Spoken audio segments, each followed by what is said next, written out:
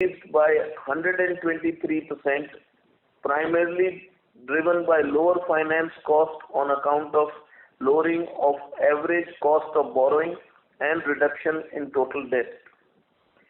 We are also pleased to share that in line with our dividend policy, the Board of Directors has recommended an interim dividend of 2.5 per share. Our newly launched product variant, Mountain Dew Ice, which is a lemon fruit juice drink, has reported strong uptick in sales in the quarter and continues to be positively received by consumers across markets. As we look ahead to continue to monitor changes in the operating environment and are undertaking necessary precautions to safeguard our business and people, given that there are concerns triggered by a potential third wave of COVID, we believe the momentum in demand in consumption is steadily building and will further strengthen with higher vaccination drives. Improving economic indicators and supportive macros such as good monsoons. We remain confident of reporting robust performance in the quarters ahead. I would now invite Mr. Gandhi to provide highlights of the operations and financial performance. Thank you very much. Thank you, Mr. Chairman. Good evening and a warm welcome to everyone joining us today. Let me provide an overview of the financial performance for the second quarter and half year ended 30th June 2021. Consolidated sales volume registered a solid growth of 45.4% to 152.3 million as compared to 104.8 million cases in the Q2 of the year 2020, primarily on account of strong growth in the month of April as compared to low base of the corresponding period last year and a steady recovery in the month of June 21. Post easing of lockdown restrictions, CSD constituted 78%, juice mix was 7%, and packaged drinking water mix is 15% of total sales volumes in Q2 calendar year 21. Revenue from operations adjusted for excise GST grew up 49.4% year-on-year in Q2 calendar year 21 to rupees 24,498.5 million rupees. Realization per case improved by 2.8% to 160.8 in quarter 2 calendar year 2021, mainly on account of higher realizations in international territories, partially offset by higher mix of water. Gross margins declined by 128 basis points year-on-year to 53.5%, primarily due to change in product mix and marginal increase in raw material prices. EBITDA increased to 51.1% to 5,708 million in Q2 of calendar year 21 from 3,777 million in Q2 of calendar year 2020. EBITDA margin marginally improved by 30 basis points to 23.3% in calendar year 21 Q2. Even after a 128 basis point decline in gross margins, as we were able to sustain cost optimization measures that were implemented last year. Depreciation increased by 3.6% to rupees 1,287.8 million as compared to rupees 1,243.1 million in Q2 of the calendar year 2020. Finance cost reduced by 36.9% to rupees 467.8 million from rupees 741.9 million in Q2 of calendar year 2020. This is due to repayment of debt as well as a reduction in average cost of borrowing. Debt increased by 123% to rupees 3,188 million in Q2 of calendar year 21 from the level of 1,429.8 million in quarter 2 of calendar year 2020. This is driven by lower finance cost. During the quarter, an amount of rupees 114.4 million from the total foreign currency provision was reversed to other income due to corresponding reduction in the total foreign currency liability in Zimbabwe. During H1 calendar year 2021, the net organic capex of rupees 190 crore, including forex adjustments, was primarily towards expansion in India, Morocco, and Zimbabwe. On the working capital front, working capital days marginally increased to around 24 days as on June 30, 2021, from 20 days as on June 30, 2020, on account of higher stock of PET resin and free-form inventory, stopped to take advantage of lower PET prices at the start of the year. Net debt reduced by rupees 4,666 million to rupees 25,492 million as on June 30, 2021, from the earlier level of 30,158 million as on 31st December 2020. Resulting in debt-equity ratio, which was comfortable at 0.63x as on 30th June 21, and the debt-EBITDA ratio stood at 1.69x for the trailing 12 months EBITDA. On the whole, company's financial position remained strong during the quarter. We have seen a healthy month-on-month improvement in demand, and the outlook remains positive for all our product categories over the medium to long term. Overall focus remains on generating strong free cash flows over the ensuing quarters and coming years. On that note, I come to an end to the opening remarks and would like to now ask the moderator to open the forum for the questions and suggestions that you may have for us. Thank you. Thank you very much. We will now begin the question and answer session. Anyone who wishes to ask a question may press star and one on their touchtone telephone. If you wish to remove yourself from the question queue, you may press star and two. Participants are requested to use handsets while asking a question. Ladies and gentlemen, we'll wait for a moment while the question queue assembles. Participants, you may press star and one to ask a question. The first question is from the line of Vivek Maheshwari from Jefferies India. Please go ahead. Hi, good evening, team. A few questions. First, on the realization bit. So on a YOY basis, there is a 2.8% positive number, and that is despite the fact that water actually has moved up quite a bit. So I'm just curious, can you just elaborate if there is any price hike? Because to my understanding, you haven't taken price hike YTD at least, right? Yeah, we have not. Vivek here, thank you first of all for asking the question and participating in our call. One of the thing is the mix has changed, and also the international last year, if you remember, during the COVID quarter, the mix was slightly different, and this year one is the mix. Sting and Mountain Dew has come in, and also juice has gone up slightly, Tropicana, and the international this thing has also helped us a bit. So it's a combination of the three things. If you want to know the breakup, my realization per case international business is 180 plus, while India was 156 plus. I see. Okay, got it. That was one. The second was on the gross margins. So gross margins at 53.5 have come off quite a bit. But when I look at your other comment about higher working capital, because you took positions ahead of expecting or anticipating a surge in let's say key input prices. So can you just elaborate on the two comments that you made, and what is your outlook on gross margins?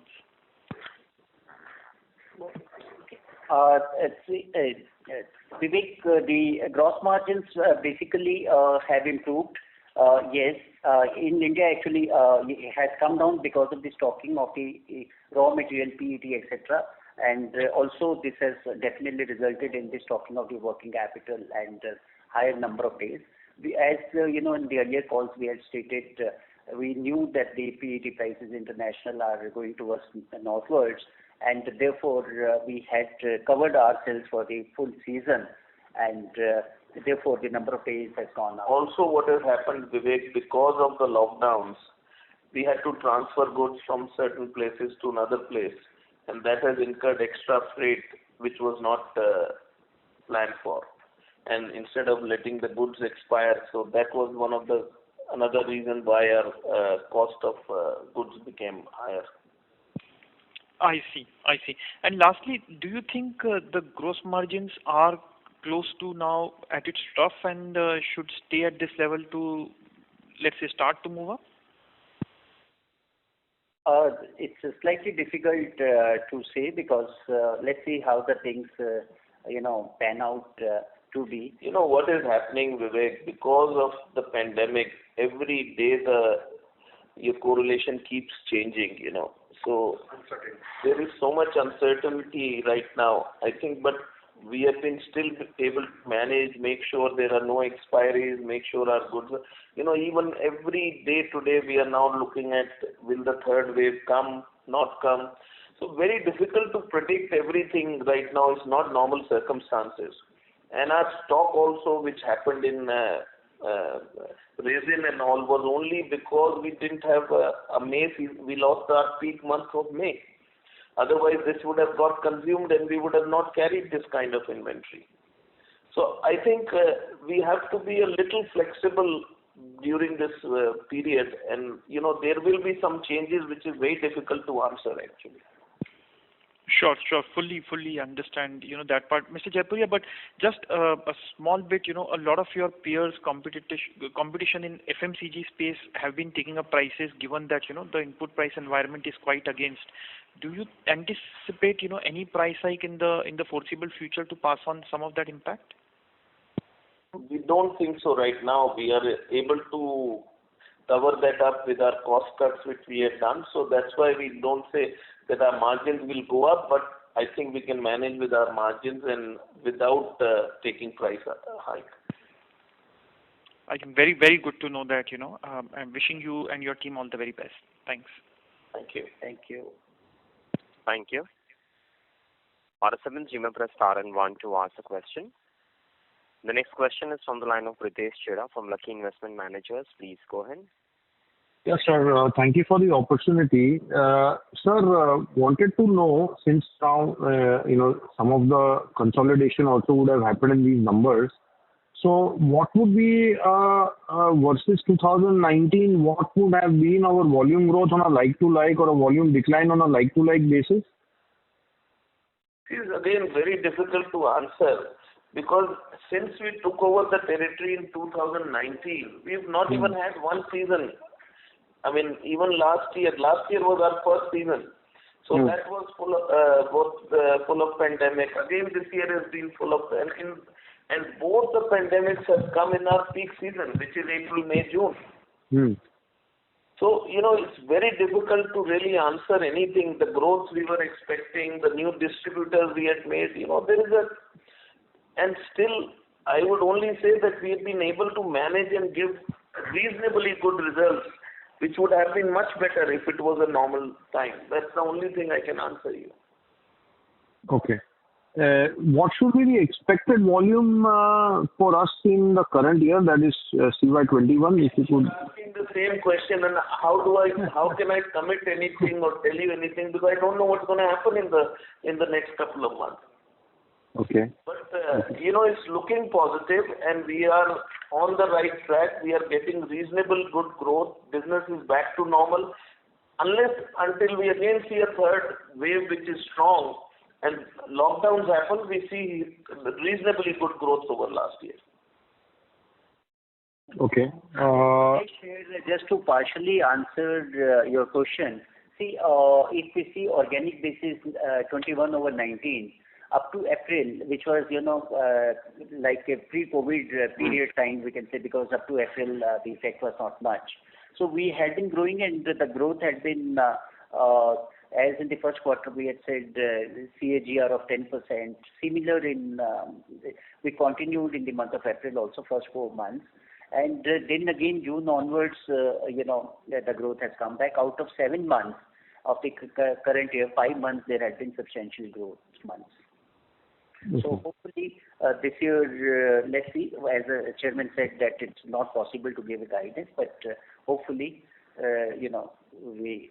I mean, the business is back, so I think the only question is depending on the pandemic. Otherwise, everything is looking very good. Sir, about South, where in the past calls we had mentioned about scope for market share expansion, scope for better servicing the market.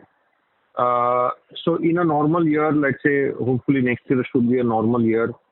At what run rate should South grow higher than your national average if everything is kind of normal, a business scenario based on whatever highlights you had given in the past? I believe the new territories should go faster than our existing territories, but again, we have not even had one season to stabilize those territories.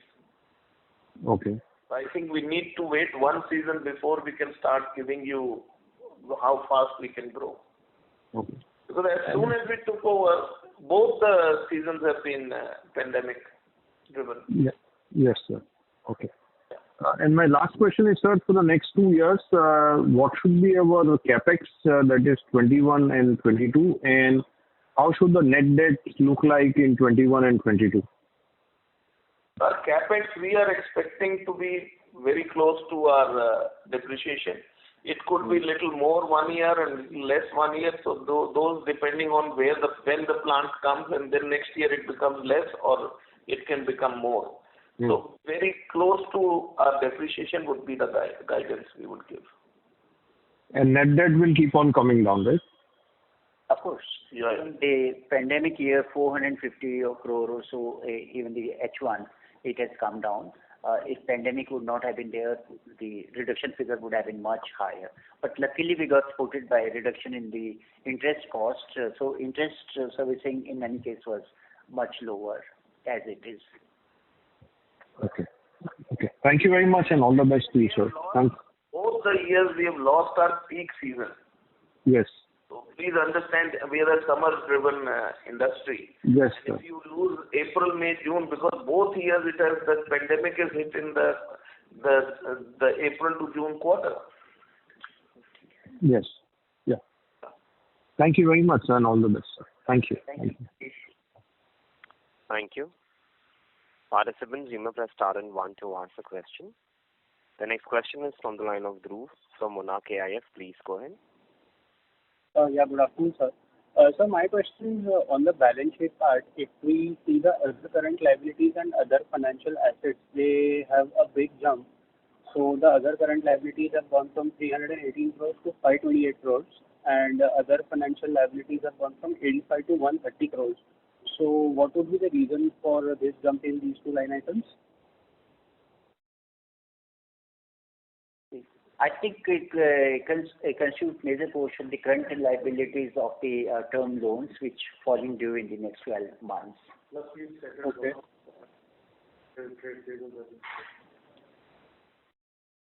Okay, so these both constitute the current portion of long-term debt which is payable this year, right?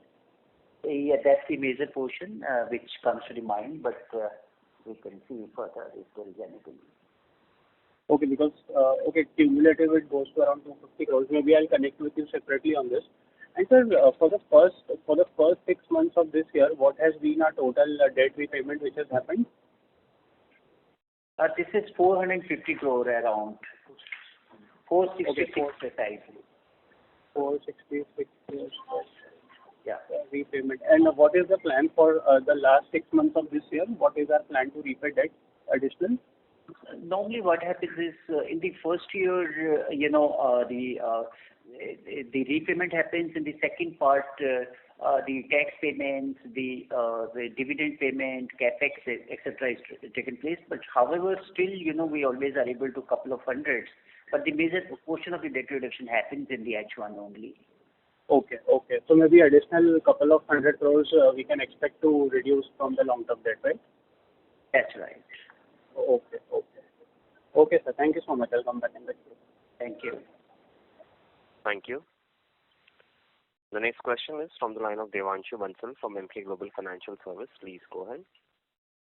Yeah, hi. Thanks for taking my question. So my question is on margins on a slightly longer term. So We did around 23-24% margins in India business over 16-17 time frame, and since then margins have dropped for understandable reasons. But when do you expect getting back to those margins levels in India, even if we assume CY22 to be a normal year? If we assume, exactly, you made the question easy for us. If we assume the 22 to be a normal year, we will immediately be back to those level of margins actually. That was the only thing which was holding up. Otherwise, we are totally geared up, as explained by Chairman, to go to a next level. Yeah. Sure. And secondly, wanted to understand India gross margins in the current quarter have been more or less stable. So the RM inflation and higher water share, is that in international operations? International operations margin are definitely always slightly higher, but they come with the currency risk. But as the currency also was stable, so that has helped the overall margins have been consistently good for last few quarters. Sure. You indicated that new innovation, new introductions have been doing well for us. So if you can highlight some of the trends in Sting and Mountain Dew Ice, what is the current contribution and possible potential contribution that we foresee from these new introductions? So I think basically our energy drink, which was Sting, which we launched a couple of years back, has really taken off and is becoming an important part of our mix, which it used to be a small mix at one time.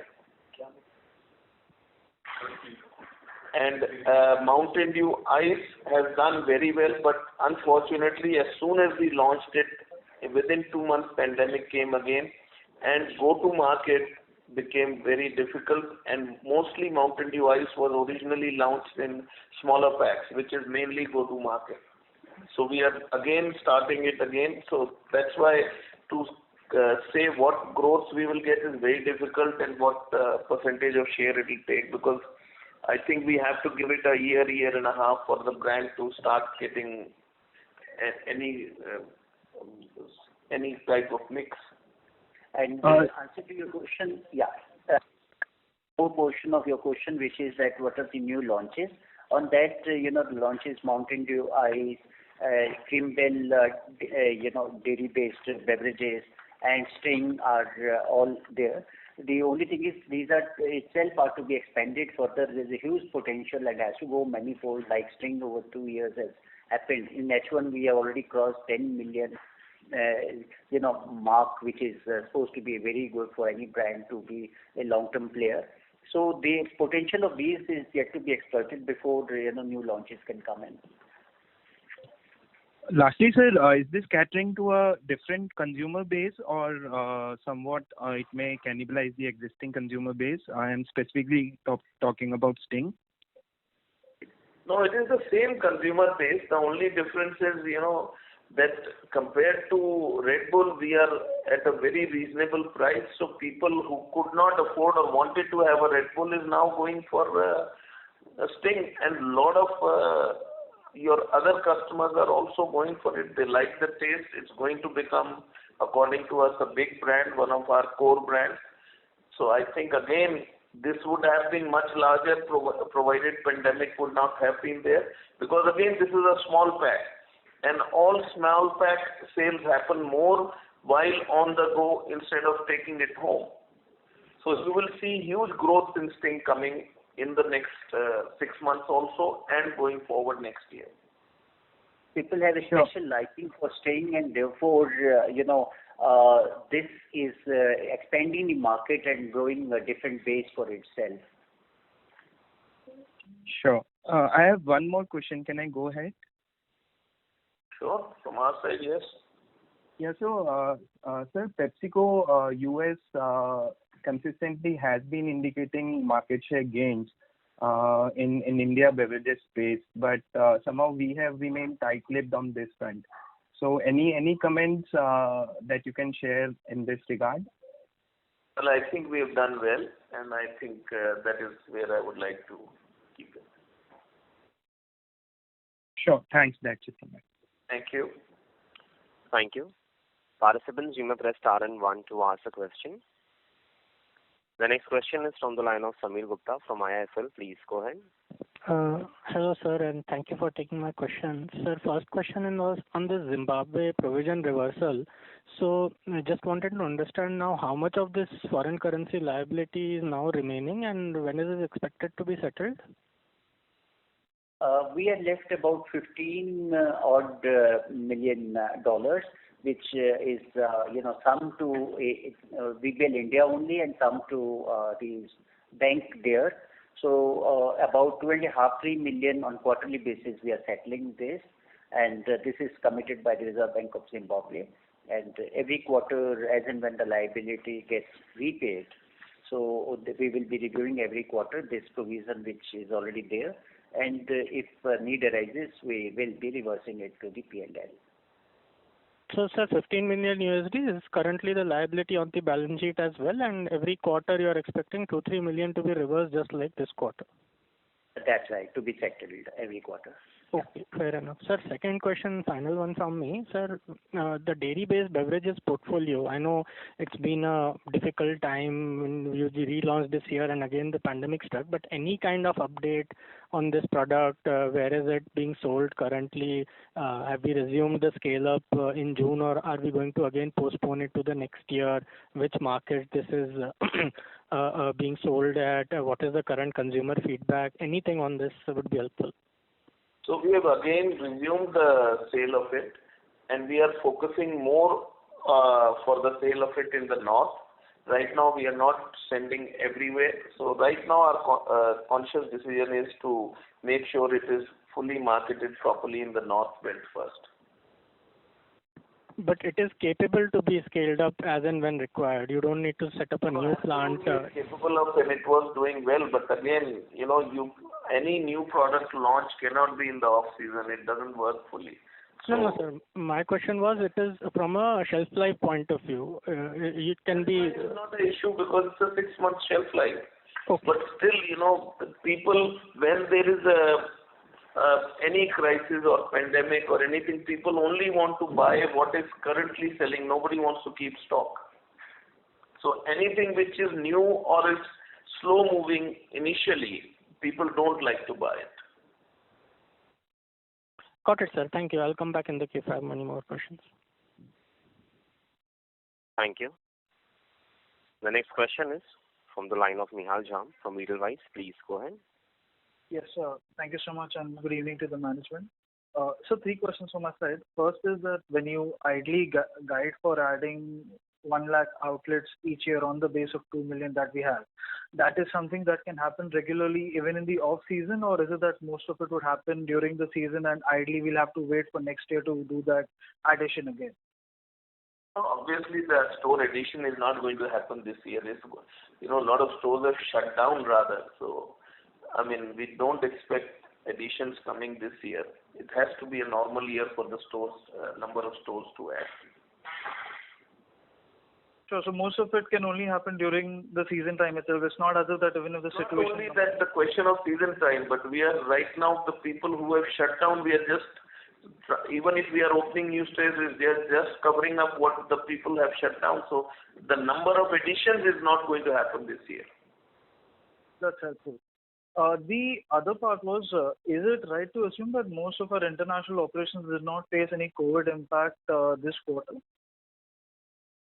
Well, some of them did, but Nepal did, for example, Sri Lanka did, but even Morocco did some, but everywhere it was, the African part was much less, even though COVID was there, but it was not complete lockdowns like here. Absolutely. And if I compare a performance of the subsidiaries, also say to 2 years back, there is a significant improvement. So most of it would be driven by Zimbabwe, or it would be some other geography? Hello? Zimbabwe and Morocco. Sure, that's helpful. So one last question from my side. Now, while you've spoken of Sting and also dairy is one of the recent additions that we've had, ideally, over the longer term, in terms of a product addition, are we looking at mainly extension of the brand, like in case of Mountain Dew, or there could be a new category also that we contemplate launching anytime soon? Similar to Sting, where Many things we have added actually. Mountain Dew Ice is a completely new category. It's a juice-based lemon drink. Then Sting is only 2 years, 3 years old, and huge traction is coming now. Tropicana juices we have expanded drastically, and that is showing traction. So there is enough work for us to do with the products which we have launched.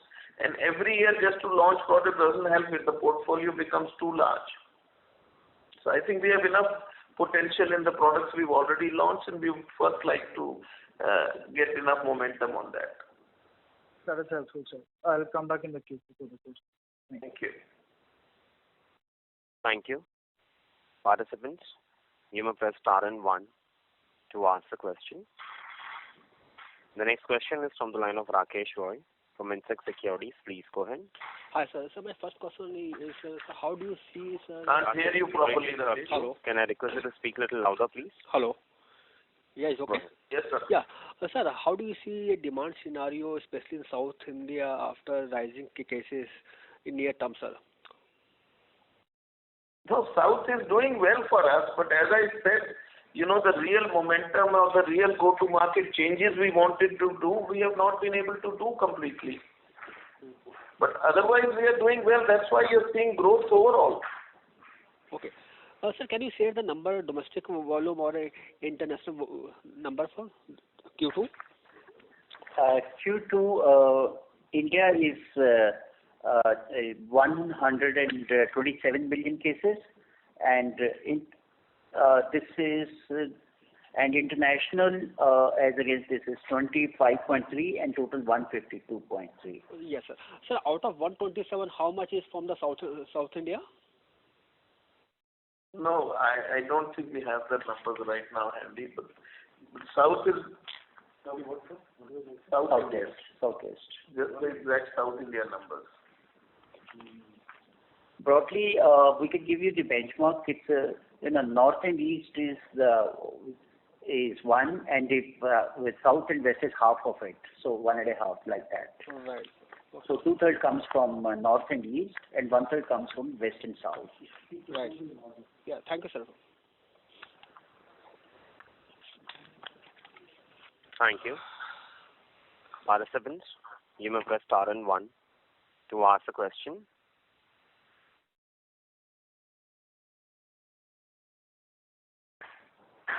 A reminder to all the participants, you may press star and 1 to ask a question. The next question is from the line of Mahavir Jain from Aditya Birla Money. Please go ahead. Hi, good evening, sir. So my question is, firstly, apologies if I'm repeating the question. I joined it late. So my question is on the other expense side. So when we see on a sequential basis, we have sustained the cost efficiency. So just wanted to know which are the areas of cost where we have worked well, and how much is it sustainable going forward? In fact, as we have given in the earlier calls, we in the organization, in transportation, consolidating plants into two, and on the discount side, this is actually not under one as a head of other expenses. It's top to bottom everything. Realization, for example, has gone up over last year substantially. So it's an efficiency across which has come in. So we have to analyze line by line the total P&L actually for that. Okay. So we can expect it to be a sustainable operation. Yes. What has come this year is definitely sustainable. Last H1 was immediately done, and then there was certain, there is a. All right. Thanks a lot, sir. Thank you. The next question is from the line of Suvarna Joshi from Axis Securities. Please go ahead. Sir, thank you for the opportunity. I had two set of questions. One was if you can just highlight this growth of 45% in volumes in terms of the SKU mix. Can you just help us understand what has grown for us? That is one. The second bit Sorry is to on. interrupt you. The Yeah. line for the management got disconnected. Please stay connected while we rejoin them to the call. Sure. Thank you.